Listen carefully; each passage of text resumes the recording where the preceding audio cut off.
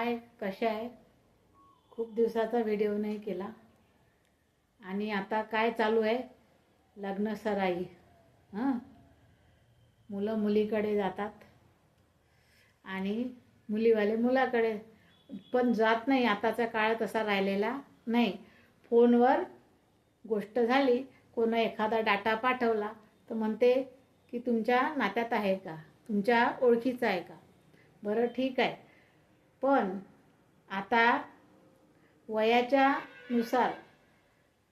नुसार आता सरकारनेच जी आर काढलेला आहे, हां, की 25च्या आत मुलीचं लग्न झालं पाहिजे आणि मुलाचं 30च्या आत, असा जी आर काढलेला आहे. आणि लग्न झाल्यावरही 1 वर्षाच्या आत मूल झालंच पाहिजे, कारण आपली हिंदूची लोकसंख्या कमी होत आहे. हां, कमी होत आहे. आणि ह्या बाकीच्या लोकांची तुम्हाला तर माहिती आहे, त्यांची वाढत आहे, हे लक्षात घ्या. आणि आता बरेचसे मुलींचे प्रॉब्लेम काय आहे माहिती आहे का? सगळ्या गोष्टी मिळाल्या पाहिजे म्हणतात. आम्हाला काही करायला नको, सगळं आयतं भेटलं पाहिजे. पण असं थोडी चालते, कोणी कमी जास्त असतेच. हां, पण त्यांना तसं काहीच वाटत नाही. सगळं व्यवस्थित भेटलं पाहिजे. बरं, व्यवस्थित भेटो. मुलांची काय गॅरंटी? हां, मुलगा कसा आहे, व्यसनी आहे का, त्याला दुसरे छंद आहे का, हे तुम्ही जरा सांभाळून विचारलं पाहिजे की नाही. हां, तुम्ही मुलगी देता, त्यांना काय आहे, त्यांच्या घरात काय प्रॉब्लेम आहे हे बघितलं का? आणि मुलावाल्यांनी पण मुलीवरच्यांचं सगळं बघितलं पाहिजे. एकदम आंधळेपणा करू नका आणि कोणावर विश्वास ठेवू नका, कारण खूप त्रास होते ह्या गोष्टीचा.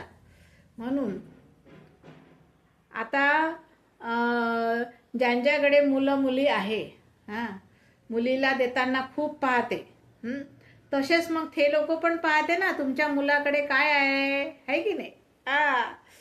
तसं पाहते, मग ते चालतं त्यांना. मुलीला द्यायला चांगलं पाहिजे. ते बाकीच्या तर मुलगी चांगली आली, चांगल्या घराण्यातली पाहिजे, मग ते लोक पण बघतील ना. असं सगळं व्यवस्थित आहे की नाही. तसं काही बघू नका. थोडंसं कमी जास्त करा आणि फटाफट लग्न जमवा. काय विचार करू नका. वय खूप चालले आहे, 31च्या पुढं गेल्या पोरी. मुलं तर बस 40शी जवळ आले. हे काय लग्नाची वेळ आहे? हां, अरे त्यावेळी अर्ध्या 40मध्ये पहिले त्यांचे मुलं लग्नाला यायच्या, मुली लग्नाला यायच्या. बाप 40 वर्षाचा असायचे, आई 40 वर्षाची असायची. आता तर बापा काय वेगळंच होऊन गेलं. हां, काहीतरी थोडंसं लक्ष ठेवा. आणि थोडंसं कमी जास्त, थोडीशी शेती कमी असली तर चालते ना. मुलगी पण आजकाल कमावते.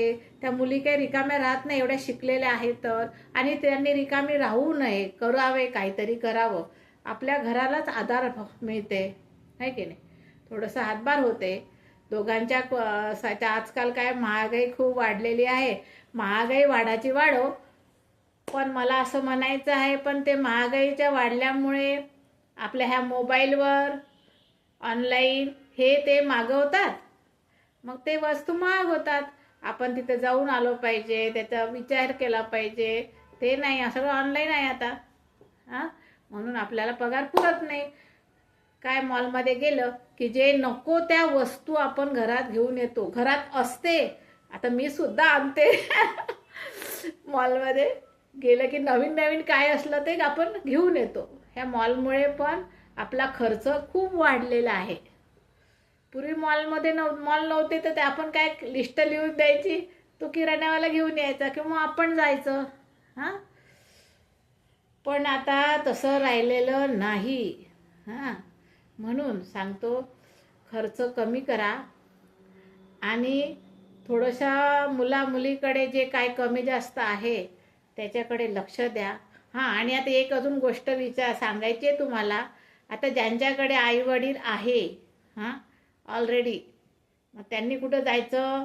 बरेचसे मुलीवाले काय बघतात की आईवडील कुठे राहतात आईवडिलांना पेन्शन आहे का?